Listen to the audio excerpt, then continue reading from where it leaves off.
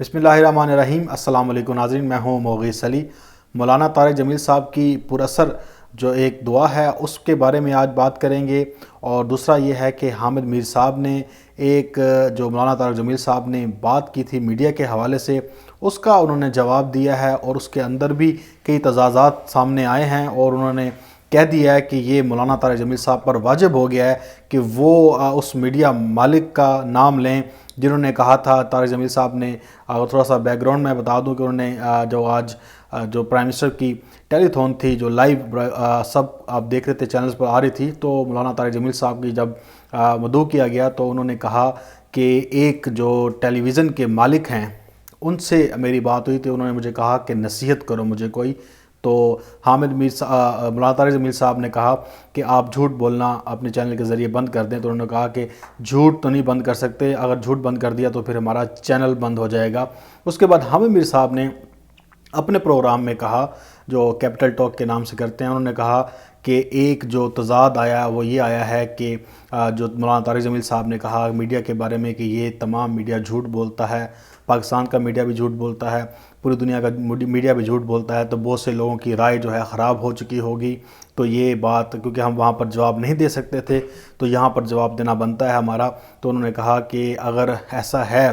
तो इसकी तो उन्होंने फिर कहा कि मैं लानत भेजता हूँ कि झूठ बोलते हैं। लेकिन फिर उन्होंने कहा कि मौलाना तारिक जमील साहब ने जो बात की है वो उन्होंने किसी का नाम नहीं लिया और वो उन्होंने वैसे कह दिया है, तो उनको नाम लेना चाहिए और ये उन पर वाजिब हो गया है। लेकिन यहाँ पर सवाल ये बनता है कि हामिद मीर साहब ने ना जाने कितनी बातें ऐसे लिखी हैं, या तो कोई शख्स मर गया होता है उसके बाद वो उसका रेफरेंस दे कर लिख रहे होते हैं, या फिर वो अपने ज़राए से लिख रहे होते हैं। उस सबसे बड़ी मिसाल मैं आपको देता हूँ उनकी कि वो अपने कॉलम्स में, अपने टॉक शोज़ में और मुख्तलिफ़ जगहों पर जब वो गेस्ट के तौर पर जाते हैं तो वो एक बात लाजमी करते हैं कि मुझे आज 4 वज़रा मिले, मुझे एक वज़ीर का फ़ोन आया, मुझे 2 वज़रा के फ़ोन आए, तो उन्होंने मुझे ये कहा। हालांकि अभी तक उन्होंने कभी किसी का नाम नहीं लिया। तो अगर ये तारिक जमील साहब को कहते हैं कि ये नाम लें तो इनका हक भी बनता है कि फिर ये कभी ये ना कहें कि मेरे ज़राए कह रहे हैं और मुझे इसका फ़ोन आया उसका नहीं आया। तो जो ये जिस किस्म का ये कानून लागू करना चाहते हैं किसी और पर, तो पहले ये अपने आप पर लागू करें और ये बताएं कि कौन से नाम हैं, कौन से वज़रा हैं जो आपको फ़ोन करके कहते हैं कि आज हम हुकूमत से खुश नहीं हैं, आज हमारा ये मसला हो गया, हुकूमत हमारी, मतलब जो वो बातें करते हैं वो आप सबको पता है, मैं रिपीट नहीं करना चाहता। लेकिन उन्होंने तारिक जमील साहब को भी आकर फिर एक तरह का उन्होंने काउंटर किया और ये बात बावर कराने की कोशिश की कि जो मीडिया है पाकिस्तान का वो बिल्कुल झूठ नहीं बोलता, सच बोलता है। लेकिन हम कितनी बार बता चुके हैं कितने झूठ बोले हैं, कितनी फ़ेक न्यूज़ दी हैं और उसमें माफ़ी भी नहीं मांगी। चलें ठीक है, मैं ये कहता हूँ कि हम सही बात नहीं कर रहे होंगे, गलत बात कर रहे होंगे। वो माफ़ियाँ तो नशर होती रही हैं ना, जो इन्होंने ख़ुद फेक न्यूज़ चलाई थी और बाद में इन्होंने वो माफ़ी अपने टिकर्स की सूरत में या ख़बर की सूरत में चलाते हैं कि हमसे गलती होगी, हमने ये ख़बर चला दी। ये तो सबको पता है कि वो टिकर्स भी चलाते हैं, अपनी बुलेटिन में कोई ना कोई न्यूज़ भी चला देते हैं कि हमसे माजरत होगी, हम माजरत ख्वाएँ। और जुर्माने भी हुए हैं, बहुत जुर्माने ऐसे नहीं होते फेक न्यूज़ पे होते हैं ना, झूठ बोलने पर होते हैं ना। तो झूठ जो जिन्होंने बोला उस पर जुर्माने भी हुए हैं। आप जाके कैमरा के रिकॉर्ड चेक कर लें कितने जुर्माने हुए हैं और कितनी फेक न्यूज़ आई होंगी। उसके बाद अगर तारिक जमील साहब की आज की दुआ की बात की जाए तो उसने वाकई मुझे भी फ़ोन आया, बहुत से लोगों को उन्होंने रुला दिया। हालांकि उनकी मुखालफत बहुत है और वो फिर भी मुखालफत के बावजूद गवर्नमेंट की, इमरान खान की हमायत कर रहे होते हैं। और एक मैंने देखा है कि तारिक जमील साहब ने आज तक इतनी किसी की हमायत नहीं की जितनी वो इमरान खान साहब की हमायत कर रहे हैं और दिल के साथ कर रहे हैं और नज़र भी आ रहा होता है। लेकिन आपको पता है कि तनकीद करने वाले बहुत से लोग हैं, उन्होंने भी तारिक जमील साहब को फिर आड़े हाथों लिया और तनकीद कर रहे हैं। लेकिन तनकीद होती रहती है। मेरे ख्याल से जो तारिक जमील साहब ने बातें की, जो उन्होंने कहा कि हमें कोरोना से लड़ना नहीं है बल्कि अल्लाह के हजूर معافی مانگنی ہے، اپنے گناہوں کی توبہ کرنی ہے، تو یہ بڑی بات تھی جو وہ کر رہے تھے۔ اور انہوں نے کہا کہ عمران اگر ایماندار شخص ایک اکیلا ہے تو ملک میں کتنے ایماندار ہوں گے، وہ اکیلا تو کچھ نہیں کر سکتا نا۔ تو بہت سی باتیں تھیں جو مخالفین ہیں وہ ظاہری بات ہے وہ اس سے ان کو جلن کا شکار ہیں، اور وہ ان کے جو تنقید ہے وہ عالم دین کو تنقید کا نشانہ بنا رہے ہیں، لیکن اس تنقید سے ان کو کوئی فرق نہیں پڑتا، ان کی عزت کبھی کم نہیں ہو سکتی، نہ ہی کم ہو رہی ہے، بلکہ ان کی عزت بڑھ رہی ہے۔ جو لوگ ان سے محبت کرتے ہیں وہ ان کی تمام عادات کو بھی سمجھتے ہیں، تمام بیانات کو بھی سمجھتے ہیں، اور ان کے بات کرنے کے انداز کو بھی سمجھتے ہیں۔ لیکن ایک جانب جب انہوں نے یہ تمام ساری باتیں کرنے کے ساتھ ساتھ اصل میں جو انہوں نے اینکر نے ایک سوال کیا، تو اس کے جواب میں جو طارق جمیل صاحب نے کہا کہ جھوٹ نہیں بولنا چاہیے، اور یہ ایک لمحہ فکری ہے ہم سب لوگوں کے لیے کہ ایک عالم دین بھی کہہ رہے ہیں کہ وہ میڈیا جو دنیا بھر کا اور پاکستان کا میڈیا، ان سب کو جھوٹ سے اجتناب کرنا چاہیے۔ اگر جھوٹ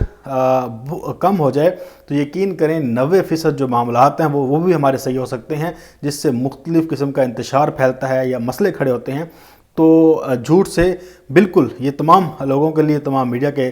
لوگوں کے لیے بھی لمحہ فکری ہے کہ وہ اس بات کو سمجھیں کہ آئندہ جو ہے وہ جھوٹ سے اجتناب کریں، سچ بولنے کی طرف آئیں۔ اگر میں سب اینکروں کا نہیں کہہ رہا، بہت سے لوگ سچ بھی بول رہے ہیں، سچ بول بھی رہے ہوں گے، لیکن ایک تعداد ویسی بھی ہے کہ جو جھوٹ بولتی ہے اور پھر اس پہ اوپر ڈٹ جاتی ہے ڈٹائی کے ساتھ، پھر اس کو ثابت کرنے کے لیے پھر مزید جھوٹ بول جاتے ہیں۔ تو یہ ایک معاملہ تھا۔ اس کے بعد وزیر اعلیٰ پنجاب عثمان بزدار نے prime minister of Pakistan Imran Khan صاحب سے ملاقات کی ہے، اور ملاقات کے درمیان صوبے کے جو معاملات تھے وہ بھی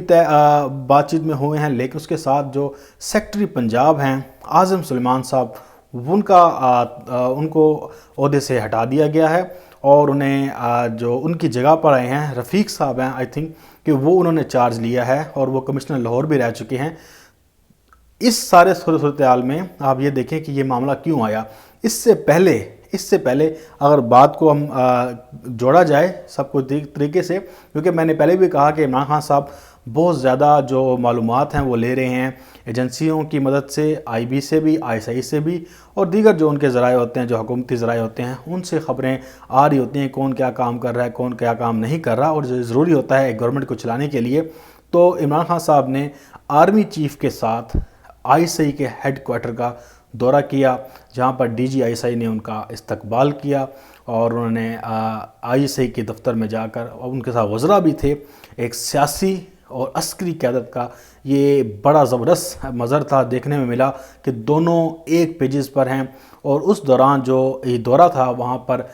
ملک کی خارجی اور اندرونی جو معاملات ہیں اس کے اوپر بریفنگ دی گئی، بات چیت کی گئی۔ وزیر اعظم نے ISI کی قربانیاں جو ہیں ان کو سراہا، اور انہوں نے کہا کہ جو پاکستان کی ایجنسی ہے، جو دنیا کی طاقتور ترین ایجنسی ہے، ان کی قربانیوں کو بھی سراہا، اور کہا کہ یہ خارجی اور داخلی محاذ پر ڈٹ کر کھڑے ہیں، اور قابل تعریف ان کی خدمات ہیں، اس میں کوئی شک بھی نہیں ہے۔ پاکستان کی جو ISI ایجنسی ہے اور اس کا ایک بڑا امپیکٹ ہے، پوری دنیا مانتی ہے، اور بڑی جگہوں پر انہوں نے ثابت بھی کیا ہے کہ کس طرح سے انہوں نے ایسے آپریشن کیے ہیں، یا ایسی کارآمد معلومات دریافت کی ہیں، یا ایسی معلومات لے کر آئے ہیں کہ جنہوں نے دوسرے لوگوں کو حیران کر دیا کہ یہ انہوں نے کیسے کر دیا۔ بہرحال یہ ایک لمبی کہانی ہے، لیکن ہم سب سیلیوٹ پیش کرتے ہیں ان ہمارے جو انسنگ ہیروز ہیں، جو نظر نہیں آتے، لیکن وہ ایک پاکستان کے لیے، پاکستان کی مٹی کے لیے، پاکستان کی محبت کے لیے کام کر رہے ہیں۔ ان کو سب محب وطن پاکستانی سیلیوٹ پیش کرتے ہیں، اور ان کا ہمیشہ احترام اور ان کی جو عزت ہے وہ ہمیشہ کی جائے گی۔ دوسرا یہ ہے کہ اس کے بعد یہ جو وزٹ ہو گیا، یہ آپ نے دیکھا کہ ایک جو لوگ تھے جو بڑا کہہ رہے تھے کہ جو پاکستان کی فوج ہے، پاکستان کی ایجنسیاں ہیں، وہ عمران خان کو ہٹانا چاہ رہے ہیں، لیکن عمران خان صاحب اس ہب میں جہاں کر بیٹھے ہیں، وہاں پہ بریفنگ لی ہے، وہاں پہ بات چیت کی ہے، جہاں پر لوگ سمجھتے ہیں کہ یہاں پہ فیصلے ہوتے ہیں، لوگوں کو اٹھایا جاتا ہے، لوگوں کو پھینکا جاتا ہے۔ لیکن ایک بات تو اس سارے جو دھندلا پن تھا نظر آ رہا تھا، اس میں تو یہ بات کلیئر ہو گیا کہ فوج اور عمران خان صاحب ایک پیج پر ہیں، اور وہ ملک کے لیے چاہتے ہیں کہ ملک کے لیے کچھ سوچیں، ملک کے لیے اچھا کریں۔ جتنا اس ملک کو لوٹا گیا ہے، اس کے ساتھ جتنا ظلم کیا گیا ہے، اور ڈاکٹر عارف علوی صاحب نے بالکل صحیح کہا ہے، اس ملک کے ساتھ اجتماعی زیادتی کی گئی ہے، گینگ ریپ کیا گیا ہے، لوگ ایک لفظ کو لے کر یہ کہہ رہے ہیں کہ گینگ ریپ کا لفظ استعمال نہیں کرنا چاہیے تھا، لیکن لوگ اس چیز پہ بات نہیں کرتے کہ ملک کو جتنا لوٹا گیا اس پہ تو بات کر لو۔ آپ کو گالیوں کی پڑی ہے، آپ کو لفظوں کے اوپر پڑی ہے، لیکن جو بات یہ ہے کہ سچائی یہی ہے کہ ملک کو دونوں ہاتھوں سے لوٹا گیا ہے اور ہر کسی نے جی بھر کے لوٹا ہے۔ اور اس وقت جو تمام دعوے، جو تمام جو چیزیں جھوٹ بولی جا رہی تھی وہ بھی کلیئر ہو گئی ہیں، اور پاکستان کی جو آرمی ہے، پاکستان کی اسٹیبلشمنٹ ہے اور عمران خان کے ساتھ کھڑی ہے۔ اس کے بعد ہم نے دیکھا کہ چیف سیکرٹری بھی تبدیل ہو گئے ہیں، اس کے بعد نئے چیف سیکرٹری بھی آ گئے ہیں، پنجاب کے معاملات بھی دیکھے جا رہے ہیں۔ تو یہ تمام چیزیں انٹیلیجنس بنیادوں پر بھی ہو رہی ہیں، رپورٹس بھی آ رہی ہوتی ہیں۔ ابھی مزید کچھ چیزیں آنی ہیں، وہ انشاءاللہ میں آپ سے اگلی ویڈیو میں بات کروں گا۔ تب تک کے لیے مجھے اجازت دیں، انشاءاللہ پھر آپ سے ایک نئی ویڈیو میں ملاقات ہوگی۔ اللہ حافظ۔ پاکستان زندہ باد۔